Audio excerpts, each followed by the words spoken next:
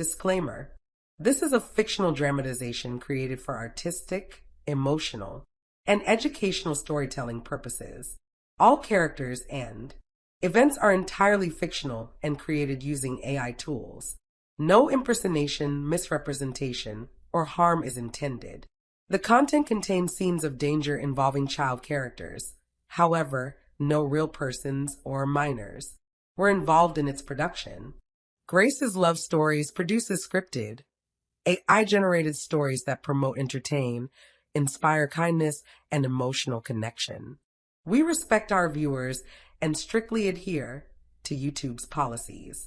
The air in the great hall of the Silver Moon Pack was thick with the scent of pine, roasting meat, and contempt. Lysandra felt the weight of it pressing down on her, a physical force that made her shoulders ache. She stood alone in the center of the packed hall, the rough-spun wool of her tunic scratching at her skin. Hundreds of eyes, glowing faintly with lupine light in the dim torchlight, were fixed on her. They were not eyes of kin. They were the eyes of judges, of executioners of the soul. Tonight was the rejection ceremony, a night of reckoning. At the head of the hall, on a raised dais carved from ancient oak, sat her father, Alpha Garath. His silver-streaked hair was a crown of moonlight, his face a mask of stern duty. He looked at her, and she saw nothing of the man who had once bounced her on his knee. She saw only a ruler assessing a flaw in his domain. Lysandra of Silvermoon, his voice boomed, each word a hammer blow against the shield of her composure. She flinched. You have seen 18 winters. You have come of age, yet you have not shifted. A murmur rippled through the crowd. Shifting was everything. It was identity, strength, belonging. To be wolfless was to be a ghost, a hollow shell in a world of vibrant primal life. I know, she thought, her throat tight as a knot. Do you think I have not prayed? Do you think I have not clawed at my own skin on the full moon, begging for the change that never comes? Her inner world was a silent scream. Outwardly, she was a statue of shame. You cannot join the hunt, her father continued, his voice devoid of all warmth. You cannot join the defense of our territory. You cannot bear true-born shifter pups for any warrior of this pack. Each declaration was a nail in her coffin. He was listing her failures, her utter lack of value, as if reading from a merchant's ledger.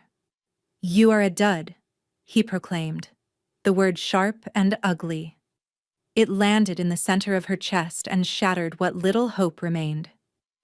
A drain on our resources, a weakness in our bloodline. He rose to his feet, his shadow stretching long and monstrous across the stone floor, nearly touching her feet. By the ancient laws of the Silver Moon Pack, I, Alpha Garath, cast you out. Gasps echoed in the hall, but they were not of shock. They were of grim satisfaction. This was the cleansing they had craved, the removal of the defective part. You are no longer of Silvermoon, he declared, his gaze sweeping over his pack, not her. Your name is struck from our lineage. You will take nothing but the clothes on your back.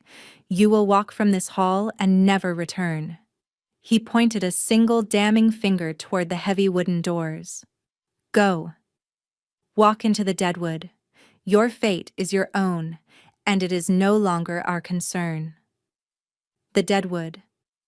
The words were a death sentence.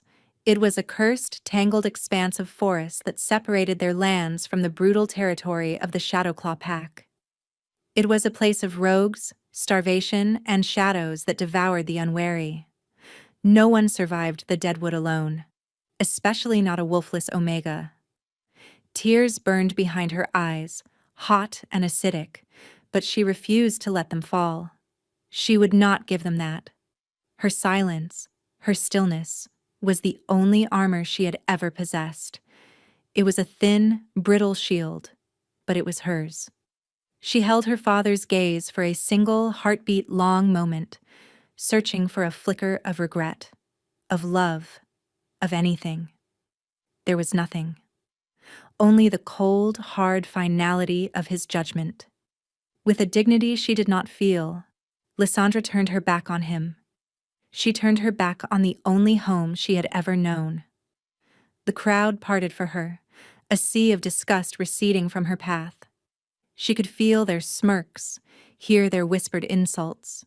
Useless. Better off dead. Freak. Her feet felt like lead as she walked toward the doors. Each step was a severing. The bond to her family, her pack, her past. All of it unraveling with every footfall. She reached the great doors and the guards swung them open, letting in a blast of cold night air that smelled of damp earth and decay. It smelled of her future. She did not look back. She stepped out into the darkness, and the doors of her world slammed shut behind her, the sound echoing like the crack of a breaking bone. She was nothing. She was no one. And she was utterly, terrifyingly alone. The forest floor was a treacherous carpet of slick roots and decaying leaves. 3 days. It had been 3 days since she was cast out, and each sunrise felt less like a blessing and more like a curse, illuminating her slow march toward death. Hunger was a dull, constant ache in her belly. Fear was a cold serpent coiled around her heart. Lysandra huddled at the base of a gnarled oak, its branches like skeletal fingers clawing at the bruised twilight sky. She had found a small trickle of water, but her last scavenged berries were a distant memory. The deadwood lived up to its name. It was a place leached of life, where even the air felt thin and grieving. A twig snapped behind her. Her head shot up, every nerve ending screaming. Her human senses were pathetic compared to a shifter's, but the scent that reached her was unmistakable. Wet fur, stale blood, and a rank, desperate malice. Rogues. She scrambled to her feet, her heart hammering against her ribs like a trapped bird. From the deepening shadows, 3 pairs of eyes materialized, glowing with a sickly yellow light. They were lean, scarred wolves, their bodies twisted with madness and starvation. They were packless, lawless, and they saw her not as a person, but as meat. A low growl rumbled from the largest of the 3, its lips peeling back to reveal yellowed fangs. They began to circle her, their movements fluid and predatory. There was nowhere to run, no one to call for. This was it, the end her father had sentenced her to. A bitter, ironic thought surfaced through her terror. At least it will be quick. She closed her eyes, bracing for the inevitable rush, the tearing of fang and claw. But it didn't come. Instead, a new sound cut through the air. It was not the snarl of a rogue. It was a roar, a sound of pure, absolute authority. It was a sound of such dominant power that the very trees seemed to tremble, and the ground vibrated beneath her worn-out boots. Her eyes flew open. The rogues had frozen, their hackles raised, whining in terror. They were no longer looking at her. They were looking past her, into the darkness from which the roar had come. Then they emerged. Figures of shadow and nightmare.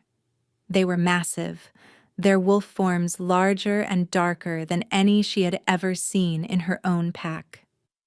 Their pelts were the color of midnight and storm clouds.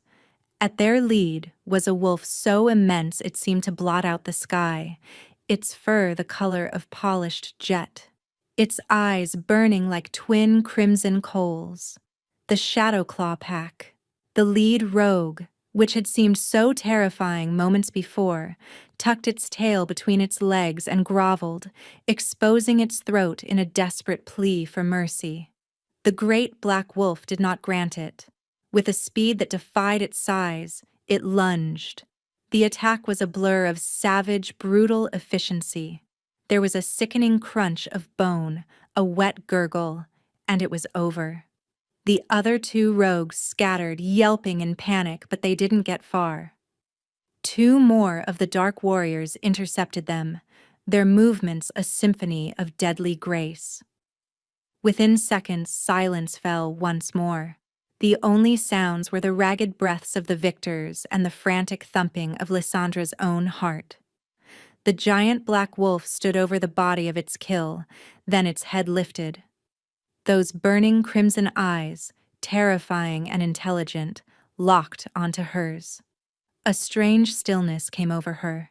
The fear was still there, a cold stone in her gut, but something else bloomed alongside it. Awe, recognition, a primal hum deep in her soul that she had never felt before. The massive wolf took a step toward her, and then another. As it moved, its form began to ripple and shift. Bones cracked and reformed, fur receded, and the shape of a man rose from the fading form of the beast. He was even more intimidating as a man. Tall, broad-shouldered, and clad in black leather armor that seemed to drink the light. His hair was as black as his wolf's pelt, and his eyes, they were the same burning crimson. A jagged scar cut down from his left temple, narrowly missing his eye. This was a face carved from granite and violence. This was Draven, the Shadow King, the Alpha of Alphas, whose name was a curse whispered by children in her old pack. He stopped a few feet from her, his presence an overwhelming wave of power and command. His gaze raked over her, taking in her torn tunic, her thin frame, her wolfless human vulnerability. She expected him to sneer. She expected him to finish the job the rogues had started. Instead, a frown creased his brow. His voice, when he spoke, was a low rumble, like stones grinding together deep within the earth. "You are packless," he stated. It was not a question. Lysandra could only nod, her throat too tight for words. He saw the faint markings of the silver moon pack on, the tattered collar of her tunic, faded but still visible. "Silver Moon territory ends at the river. You are trespassing." His warriors had shifted back to their human forms now, gathering behind him. They were a gallery of scarred, brutal faces, and their expressions were clear. They saw her as prey. "Killer Alpha," one of them growled. "She's a stray." "Worthless." Draven didn't even glance at the man who spoke. His smoldering eyes remained locked on Lysandra. He took another step closer, close enough that she could feel the heat radiating from his body. He tilted his head, a flicker of something unreadable in his gaze. It wasn't pity. It was curiosity. Assessment. What was he seeing? A pathetic, cast-out girl. A meal for crows. Then, he did the last thing she could have ever imagined. He unclasped the heavy, fur-lined cloak from his own shoulders. It was a magnificent thing of black wolf fur, radiating warmth and the scent of snow and iron. He swept it around her, enveloping her small frame in its impossible weight and heat. The scent of him was overwhelming, a dizzying mix of pine, winter air, and pure, undiluted power. It did not smell like a threat. It smelled like safety, like home. His knuckles brushed the side of her neck as he secured the clasp, and a jolt of lightning shot through her entire body. Her inner self, the spirit she never knew she had, uncoiled and purred in response. His eyes widened fractionally, feeling the spark too. "She is not worthless," he declared, his voice ringing with an authority that silenced all dissent. He looked at his men, his expression hardening back into a mask of command. "She is mine." The onyx spire was not a castle. It was a wound in the sky. A fortress of jagged black rock that clawed at the clouds, surrounded by a perpetual mist. It was as cold and unforgiving as its master. Lysandra was led through its massive gates, swallowed by its stone throat. The Shadowclaw warriors who escorted her treated her like a piece of baggage, their contempt a palpable force. They shoved her through corridors that felt like tunnels carved from ice, their walls bare of tapestries or any sign of warmth. The air tasted of cold stone and spilled blood. This was a place built for war, not for living. Every member of the pack she saw bore scars. Their eyes were hard, their movements economical and dangerous. They looked at her, wrapped in their alpha's cloak, with a mixture of confusion and raw hostility. Why would their king claim this thing? This weak, scentless, wolfless creature? She was a stray dog brought into a den of tigers. Her heart, which had been beating with a strange, hopeful rhythm under the protection of his cloak, now sank back into the familiar pit of her stomach. This was a mistake. He had made a mistake. Sooner or later, he would realize it and cast her aside just as her father had. The thought was a shard of ice in her veins. She was taken to the kitchens. The head cook, a burly woman with a face like a clenched fist and a scar that bisected her lip, sneered at her. "So this is the Alpha's new pet?" The woman, Morless, grunted. She snatched the magnificent cloak from Lysandra's shoulders. "You won't be needing this down here." The sudden loss of its weight and warmth was like being plunged into a frozen lake. The scent of him vanished, replaced by the smell of grease and boiling cabbage. The brief, impossible feeling of safety was gone. "She's to be put to work," the guard who had brought her said. "Alpha's orders." Morless's sneer widened. "Oh, I'll find work for her." She shoved a bucket and a coarse brush into Lysandra's hands. "The great hall floor is filthy. Get to it, and no slacking. We don't tolerate weakness here." Lysandra didn't respond. She had made a vow to herself in the forest, a silent, desperate promise. After her father's words had flayed her soul, she had sworn she would never speak again. Words were weapons, and she had been disarmed her entire life. Silence was her shield. Silence could not be twisted, could not be used to mock her. It was the only piece of herself she had left to control. She took the bucket and went to the great hall. It was vaster and more brutal than the one she'd left behind. A massive, cold-blackened fireplace dominated one wall, and long, scarred trestle tables filled the space. Banners bearing the sigil of a snarling black wolf hung from the rafters, looking down like silent judges. She knelt on the cold flagstones and began to scrub. The work was brutal, backbreaking. Her muscles screamed, her hands were raw within the first hour. The other servants, a collection of omegas and human thralls, ignored her or shot her venomous looks. She was an outsider, and worse, an outsider who had momentarily held the Alpha's favor. That made her a target. Days bled into one another, a monotonous cycle of grueling labor and fitful, terrified sleep on a thin straw pallet in a communal servants' dormitory. She kept her head down. She kept her silence. She made herself as small and unnoticeable as possible. She did not see the Alpha King again. The hope that had flickered to life in the forest died a slow, cold death. It had been a whim. A moment of strange pity, perhaps. He had forgotten her already. She was just another piece of property, relegated to the lowest rungs of his fortress, just as she had been in her old pack. Nothing had changed, only the name of her cage. She scrubbed and swept and hauled, her body aching, her spirit shrinking. She built her walls higher, mortaring them with her silence. She retreated into the quiet world of her own mind, a barren but safe landscape where no one could hurt her. She was invisible. She was safe. And she was more alone than ever. The great hall was empty, save for her.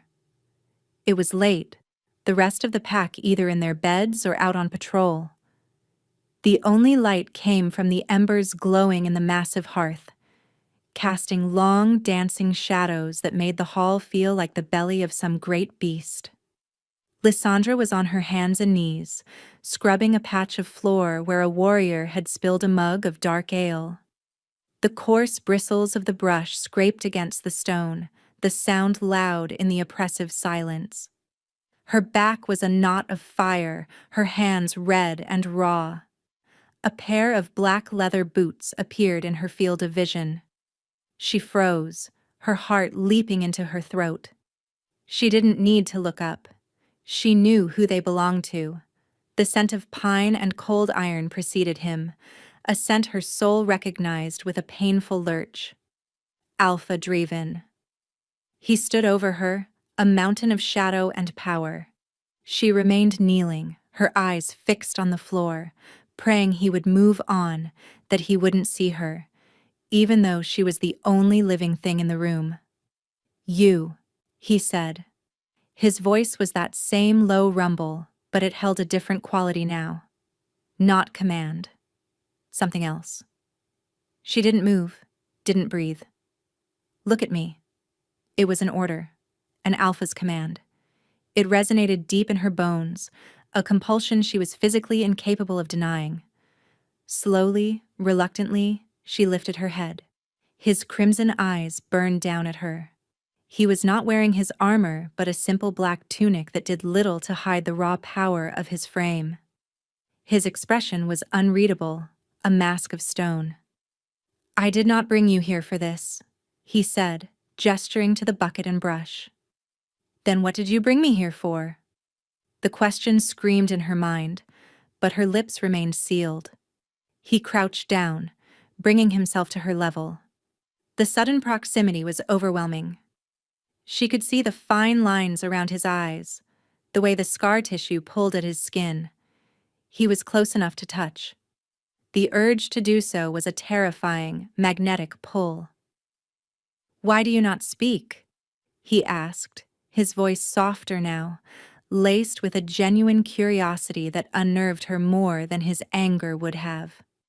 She flinched and looked away, staring at the hearth. He followed her gaze. "They told me you have not uttered a word since you arrived." He paused. "Were you born mute?" She gave the slightest shake of her head. "Number." His eyes narrowed, studying her face with an intensity that felt like it was peeling back the layers of her soul. "You choose this silence." It was a statement of fact. He was more perceptive than anyone she had ever known. He reached out and she flinched back, expecting a blow. But his hand was surprisingly gentle. He didn't touch her skin. He simply picked up one of her hands, turning it over to look at her palm. It was raw, blistered, the skin broken in places. A low growl rumbled in his chest, a dangerous sound. It wasn't directed at her. It was for the state of her hands, for the task she'd been forced to perform. "This is not the work of a Luna," he murmured, almost to himself. The word hit her like a physical blow. Luna. It was an impossible, ridiculous notion. She was a defect, a wolfless omega. The idea was so absurd, it was cruel. He saw the flash of pain and disbelief in her eyes before she could hide it. He let go of her hand and stood, his expression once again unreadable. "Leave this," he commanded, his voice regaining its sharp edge of authority. "Come." He turned and walked toward a smaller door near the hearth, not looking back to see if she followed. He didn't need to. Her feet moved of their own accord, drawn by the invisible tether of his command and her own treacherous curiosity. He led her not to his chambers, but to a small private study. A fire crackled in a stone fireplace, and comfortable-looking chairs were arranged before it. Bookshelves lined the walls, a surprising sight in this brutal fortress. It was the first truly warm, truly personal space she had seen. He gestured to one of the chairs. Hesitantly, she sat on the very edge of it. He remained standing, leaning against the mantelpiece, his eyes never leaving her. "My beta, Corvain, believes you are a spy," he said conversationally, though the words were a cold shock. "Sent from the Silver Moon Pack to weaken me?" Lysandra's eyes widened in alarm. "He says your silence is a trick, that your weakness is a disguise." Draven's lips twisted in a humorless smile. "He advises me to have you tortured for information and then executed." Terror seized her. This was it. The kindness was a test, and she had failed. But then he shook his head, his gaze softening almost imperceptibly. "But I do not believe him." He pushed off the mantle and walked to a side table, pouring 2 goblets of water. He handed one to her. Their fingers brushed. The jolt was so strong this time that she gasped, a tiny, involuntary sound. His eyes flared with a dark, possessive light. "My wolf knows you," he said, his voice a low, intimate whisper that slid under her defenses. "It has known you since the moment I saw you in the woods. It does not see a spy. It does not see weakness." He leaned closer, his free hand coming up to cup her cheek. His thumb stroked her skin, a touch so gentle, so full of unexpected tenderness that it broke something inside her. A single hot tear escaped her eye and traced a path down her cheek.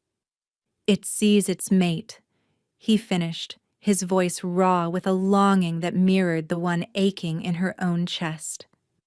And in that moment, in the warmth of the firelight, she saw past the Shadow King, past the brutal Alpha. She saw a man who was just as lost, just as lonely as she was. The private study became their sanctuary. Every night, after her work was done and the fortress had settled into a restless slumber, one of Draven's personal guards would appear. He would nod at her curtly, his face a mixture of confusion and begrudging respect, and escort her to the Alpha's study. The first few nights she had been rigid with fear and uncertainty, but Draven never pushed. He never demanded she speak. He simply sat with her by the fire, sometimes in complete silence, the crackling of the flames the only sound between them. Slowly, her terror began to recede, replaced by a fragile, tentative comfort. He would talk. He told her of his pack, of the harsh laws that govern them, born from generations of war and hardship.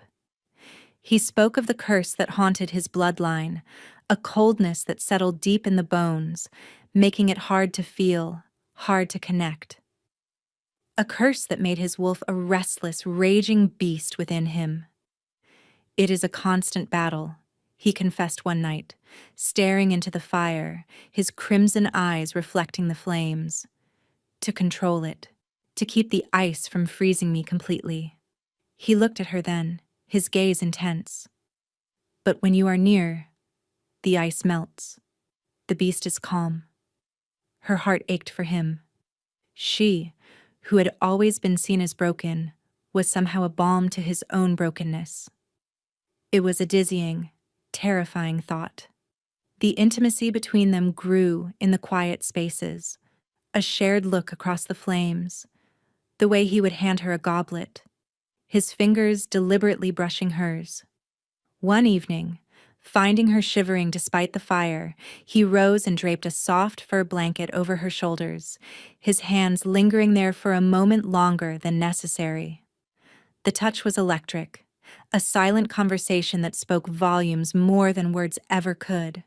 Her inner self, the wolf that wasn't, yearned for him with a fierceness that frightened her. It recognized him. Mate, king, ours. Her rational mind, however, was a storm of fear. She was nothing, a wolfless omega. How could she ever stand beside a king? The pack would never accept her. They would see her as a fatal flaw in their alpha, a weakness to be exploited. Her presence did not go unnoticed. Whispers followed her through the corridors like snakes in the grass.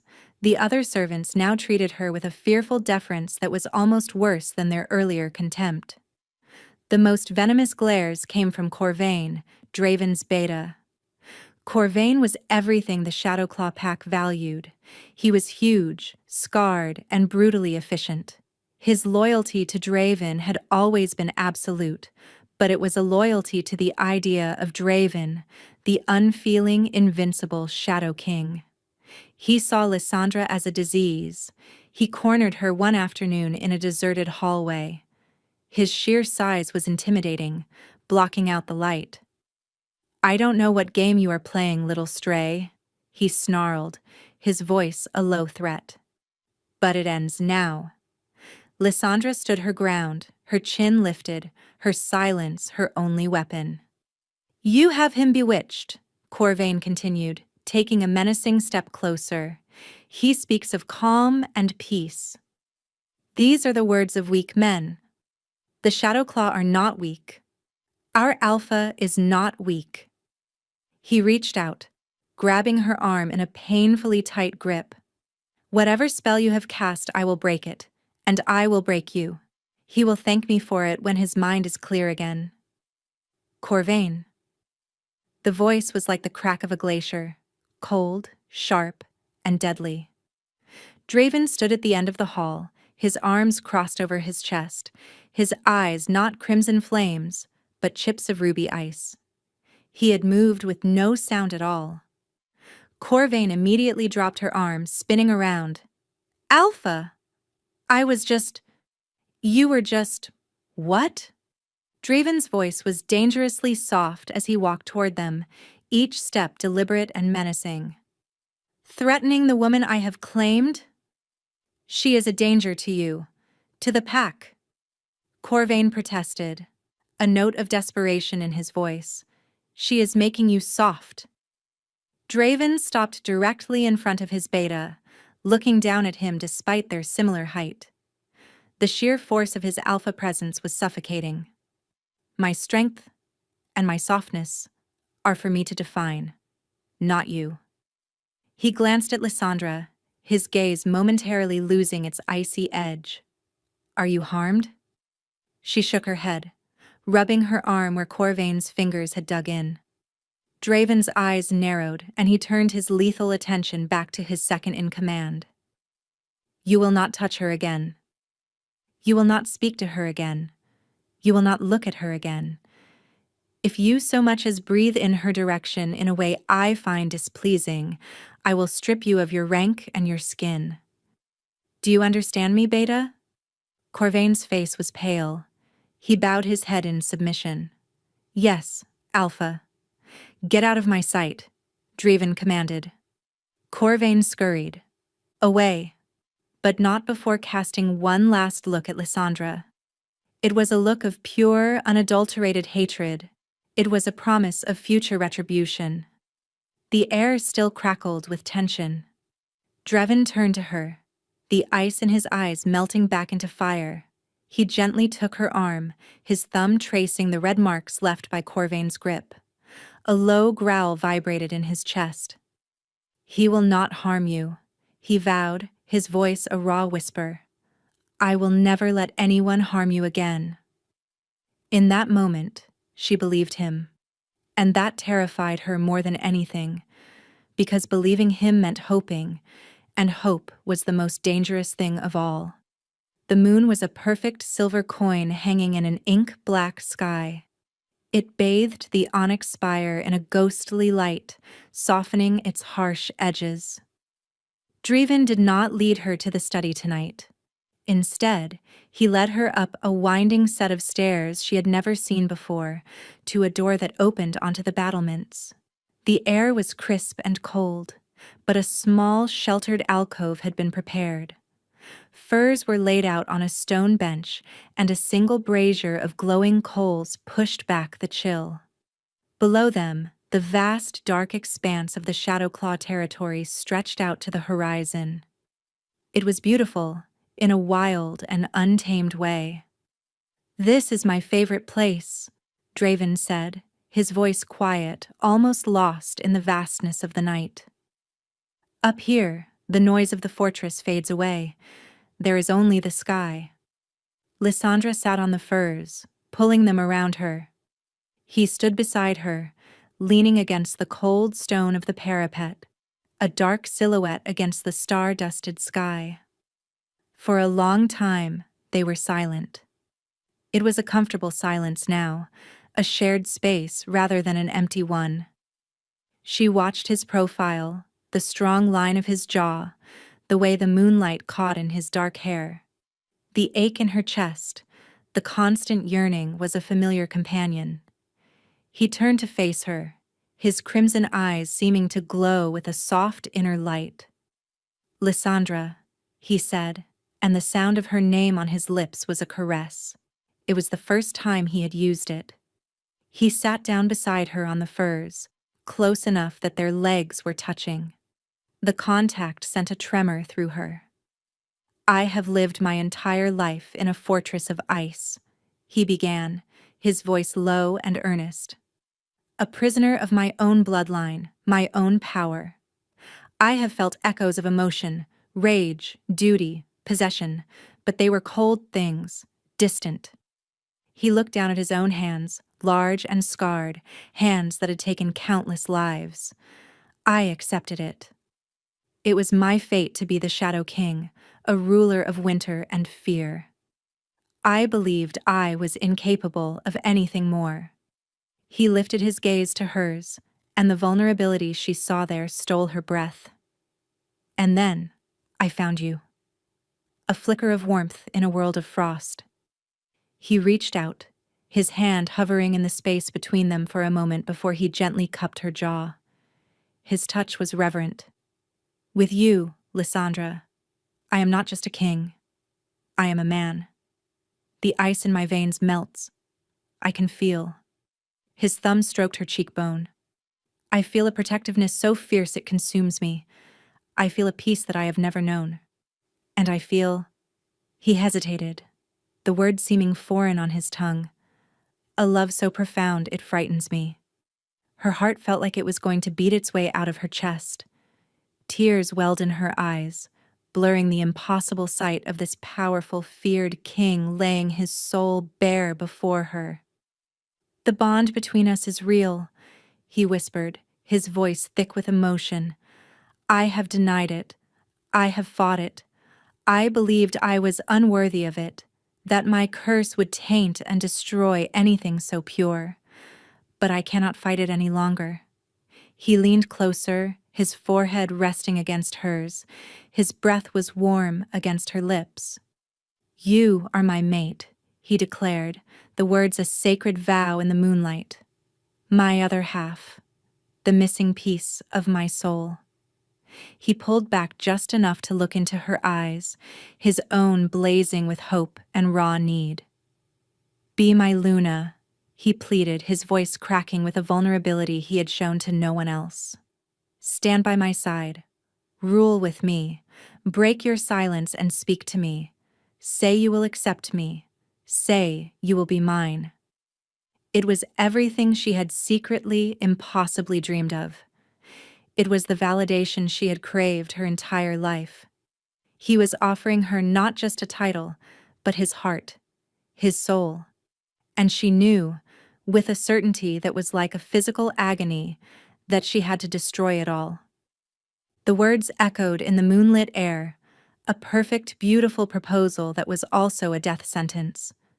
"Be my Luna. Say you will be mine." Every fiber of her being screamed yes. The silent spirit within her howled with joy and acceptance. Mate. King. Yes. But her mind, her cruel, rational mind, saw the truth. She saw herself standing beside him in the great hall, a wolfless Luna. She saw the sneers of his warriors, the disbelief, the contempt. She heard the whispers of how their mighty alpha had been weakened by a broken stray. She saw Corvain, his face triumphant, as the pack's faith in their leader began to crumble. A king's strength was in his pack's perception of him. She would be his undoing, a flaw in his armor, a crack in his foundation. They would see her as a curse, not a blessing, and they would be right. How could she, who had nothing, accept everything from him? It would be the ultimate act of selfishness. To save herself from loneliness, she would doom him to ruin. Love, she realized with a sickening clarity, was not about taking, it was about protecting. And the only way to protect him was to leave him. His eyes were searching hers, filled with a desperate, hopeful fire. He was waiting for her answer, for a single word, a nod, anything. With a strength she did not know she possessed, she pulled back from his touch.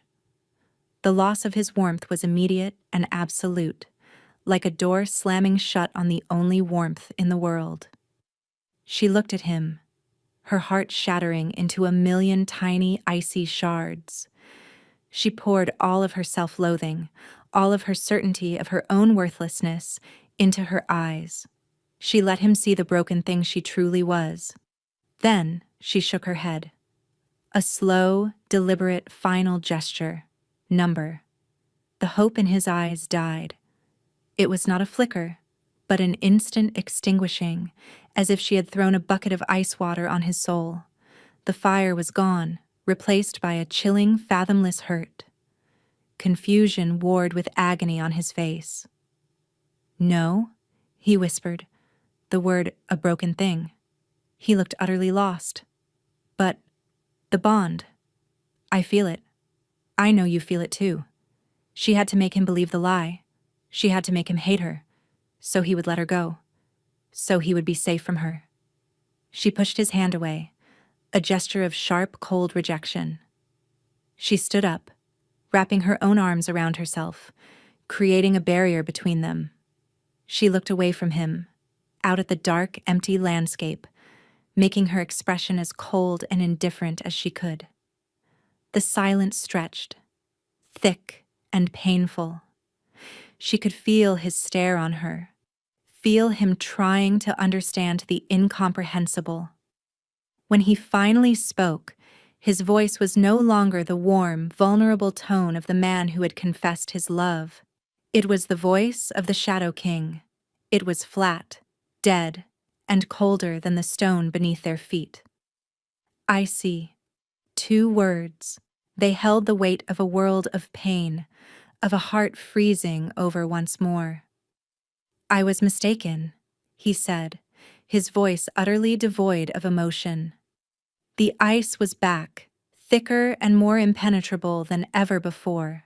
He had retreated behind his curse, using it as a shield against the pain she had just inflicted. He stood, his movements stiff and formal. He was no longer a man confessing his love. He was a king who had made a grave error in judgment. Forgive the presumption, he said, the words dripping with a bitter, formal courtesy that was worse than any shout. It will not happen again. He turned his back on her, a gesture of finality that mirrored the one she had made to her father. But this was infinitely more painful. This was a dismissal from paradise. The guard will escort you back to the kitchens, he said, not looking at her. Your services in my study are no longer required. He strode away without another word, his dark form disappearing down the stairwell, leaving her alone in the cold moonlight with the ruins of her own heart. The tears she had held back for so long finally came, silent and scalding, tracing paths of grief down her frozen cheeks. She had saved him, and she had destroyed them both. The fortress became her prison again, but this time it was worse. Before, there had been a fragile thread of hope connecting her to the Alpha. Now, there was nothing. The silence in the study had been a warm, shared space. The silence of the kitchens was a cold, empty void. Draven was a ghost.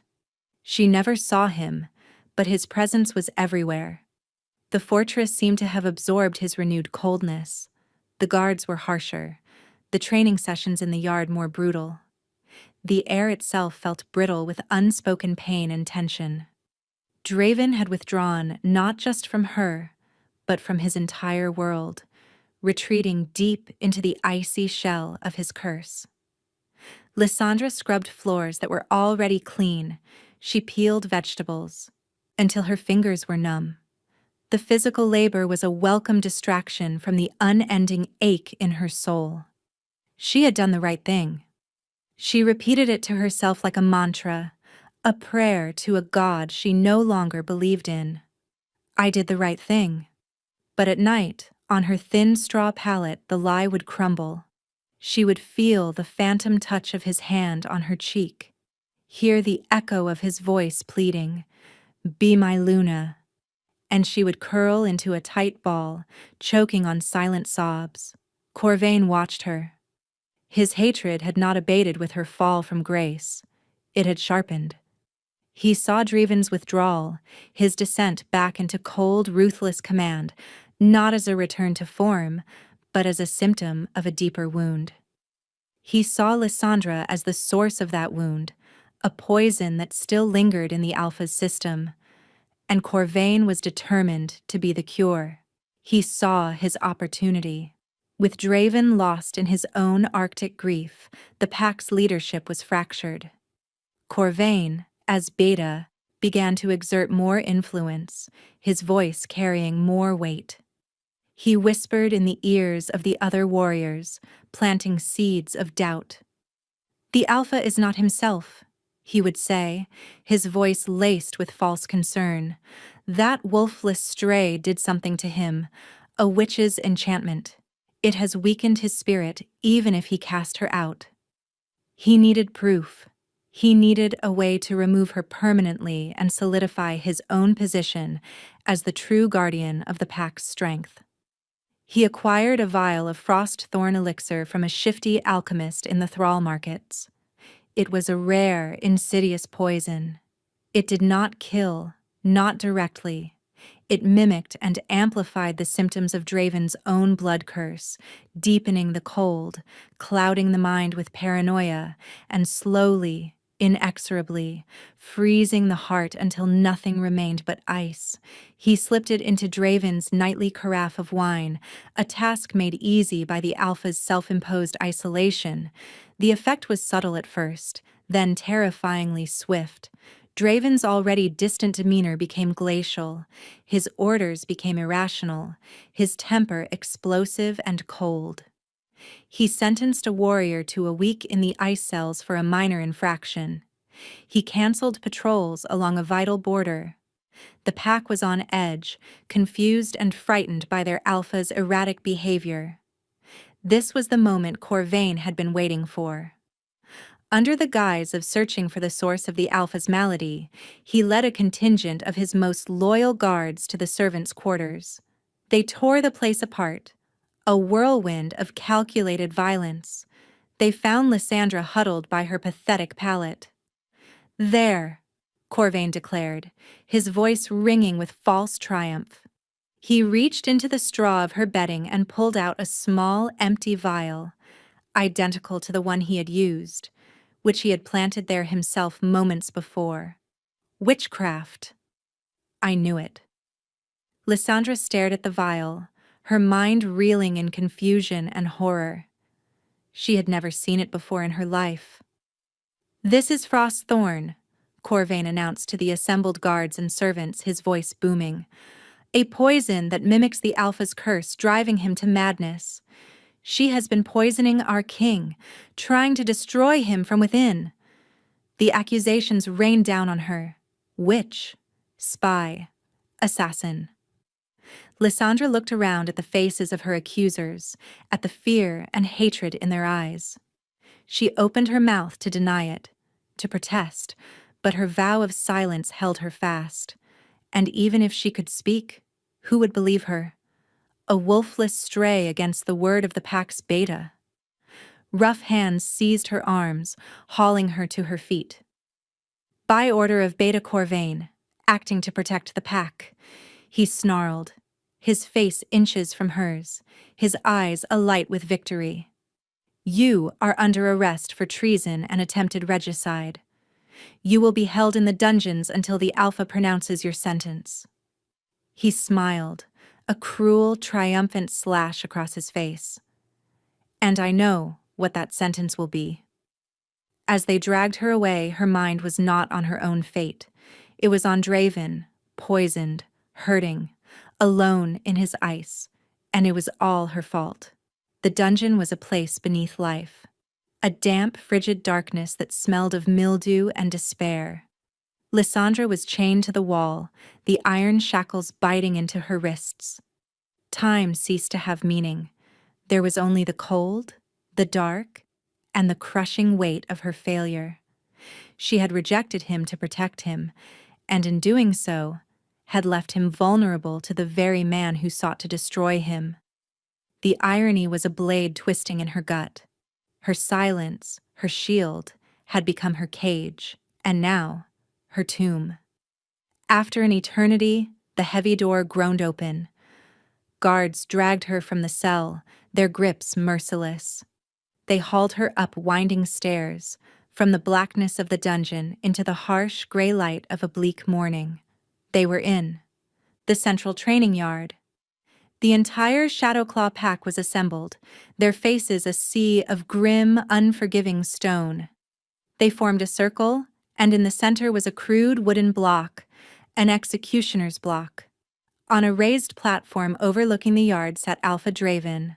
Her heart broke all over again. He was a statue of ice. His skin was unnaturally pale, a faint blue tracery of veins visible at his temples. His crimson eyes were dull, flat, devoid of any light or recognition. The frost thorn had done its work. The man who had confessed his love to her under the moonlight was gone, entombed in a prison of magical frost. All that remained was the empty shell of the Shadow King. Corvain stood beside the throne, a hand resting on his Alpha's shoulder in a proprietary, protective gesture that was obscene. His expression was one of solemn, victorious duty. "The witch is brought before you, Alpha," Corvain announced, his voice ringing across the silent yard. "The wolfless stray who poisoned your mind and sought to bring ruin to this pack. She has been found guilty of treason. The law demands only one punishment." Draven did not move. He did not even seem to be breathing. He stared blankly at a point somewhere over Lysandra's head. "Pronounce the sentence, my king," Corvain prompted gently, his voice oozing with false loyalty. "Let us cleanse this pack of her taint." Slowly, as if moving through frozen honey, Draven lifted a hand and pointed a single trembling finger at Lysandra. "Death," he whispered, his voice a dry, rasping echo. A collective sigh of approval went through the crowd. This was justice. This was their law. The guards shoved Lysandra forward, forcing her to her knees before the block. The wood was stained dark, rough against her cheek. The executioner, a mountain of a man with a hooded face and an enormous axe, stepped forward. This was the end. She was going to die, and the man she loved had condemned her. His mind too poisoned to know what he was doing. She had failed to protect him. She had failed to save herself. She had failed at everything. But as the executioner raised his axe, a fire ignited within her. Not a gentle warmth, but a raging inferno of love and despair and fury. Number. It would not end like this. He would not be left in the clutches of that monster, a frozen puppet king. Her silence had cost them everything. It was time to break her vow. She took a ragged breath, drawing on every ounce of life left in her. She thought of his gentle touch, of the vulnerability in his eyes, of the home she had glimpsed in his soul, and she screamed his name. "Draven!" It was not a plea. It was a roar. A sound born of a human throat but forged in the heart of a soulmate's devotion. It ripped through the silence of the yard, raw, pure, and powerful. It was the sound of a heart breaking and fighting back all at once.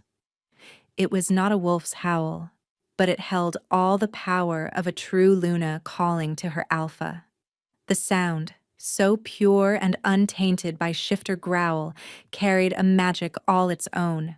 It struck Dreven like a physical blow. He convulsed on his throne, a strangled cry tearing from his lips. He clutched his chest, his eyes, his real eyes, flaring to life behind the icy facade. The crimson flames were back, burning with agony and confusion. The poison's hold was shattering. "What is this?" Corvain snarled, his plan crumbling before his eyes. "Kill her!" Now.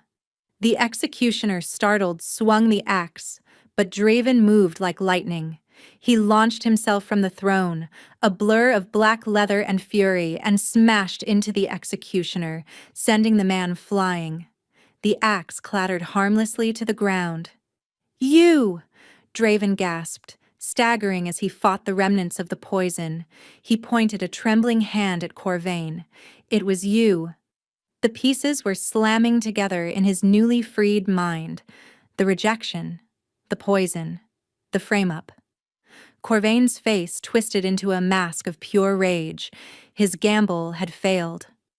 "You are weak!"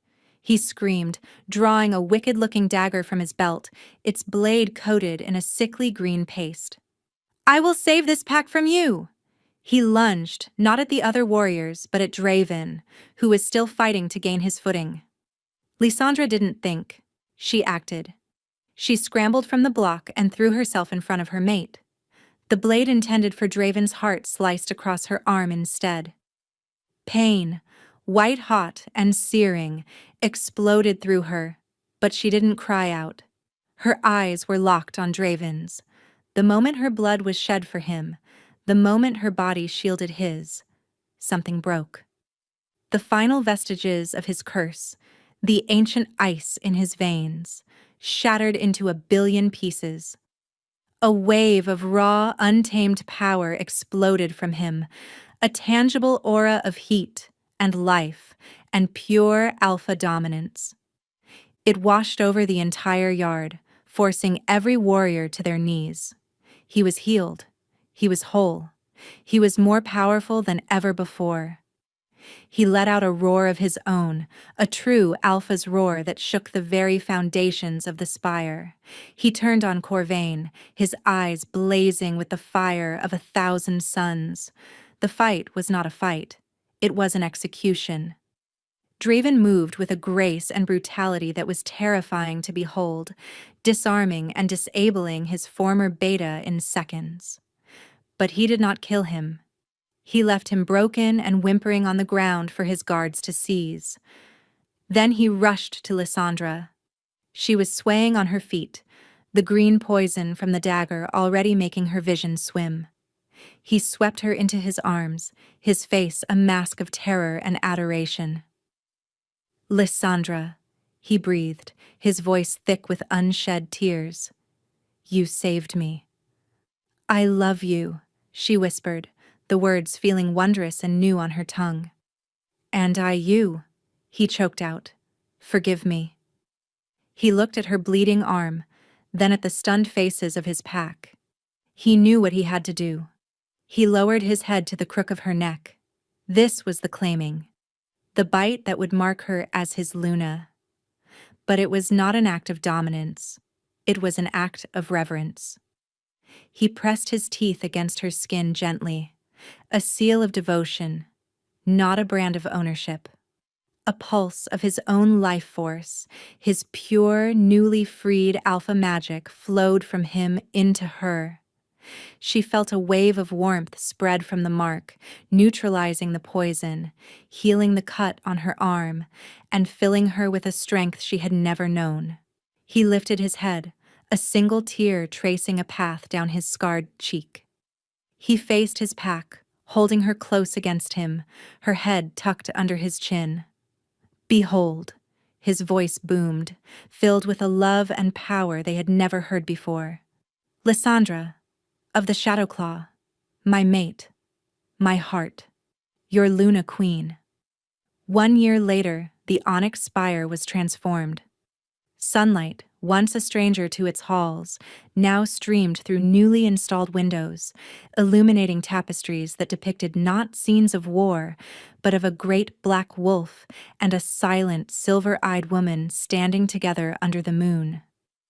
The air no longer smelled of old blood and cold stone, but of baking bread, fresh herbs from Lysandra's gardens, and the quiet contentment of a pack that was finally whole. The great hall was filled to bursting, not with warriors braced for judgment, but with families celebrating the first anniversary of their Luna's ascension. The Shadowclaw pack was still strong, still fierce, but their strength was no longer brittle. Lysandra's influence, her quiet compassion and unwavering belief in justice over blind brutality had tempered their fire. Draven, freed from his curse, ruled with a wisdom and warmth that had earned him not just fear, but a fierce, unshakable love from his people. Lysandra stood on the dais beside him, her hand in his. She was no longer the silent, invisible girl. She wore a simple gown of deep blue that complemented her station without being ostentatious. Her voice, once her greatest shame, was now one of her greatest assets. She spoke with a quiet authority, her counsel sought by warriors and servants alike. She had taught them that true strength was not the absence of weakness, but the courage to embrace it. Draven leaned down, his lips brushing her ear. "Are you happy, my love?" he whispered, his voice for her alone. She turned to him, a radiant smile on her face. She looked into his crimson eyes, which now only ever held the warm, steady flame of his love for her. "I have never known the meaning of the word until now," she answered, her voice clear and strong. He placed a hand gently on her stomach, where a slight, hopeful curve was beginning to show beneath the fabric of her gown. A miracle, a child, conceived from a love so powerful it had defied curses and rewritten destinies. A true-born heir for the Shadowclaw, born not of a shifter, but of a wolfless Omega who had proven to have the strongest spirit of them all. The pack had been stunned by the news, then overcome with joyous celebration. It was the final, undeniable proof that their Luna was a blessing from the moon goddess herself. Draven looked out over his thriving pack, his healed kingdom, and his beloved radiant mate carrying their future. He had been the Shadow King, a ruler of ice and fear. But she, his silent stray, his hidden gem, had walked out of the darkness and taught him how to feel the sun. She was his Luna.